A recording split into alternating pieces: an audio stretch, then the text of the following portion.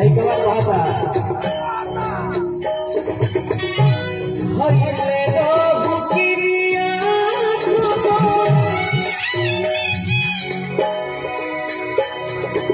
हइले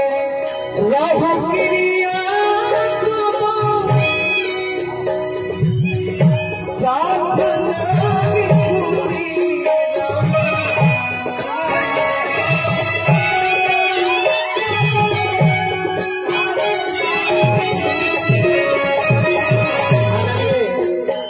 हमारे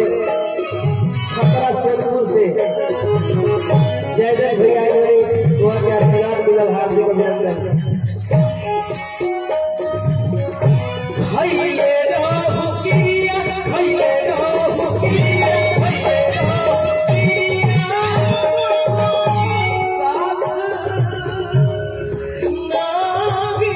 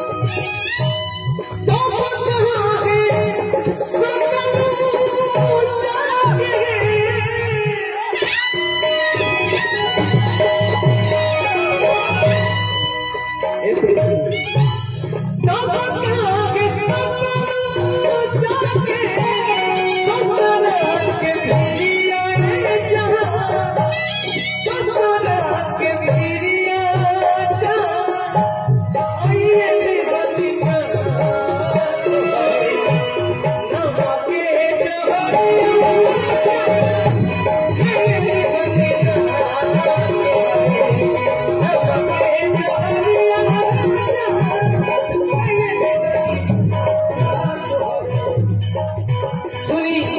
भोजपुरी में ऐसा कोनो कलाकार बाकी रहे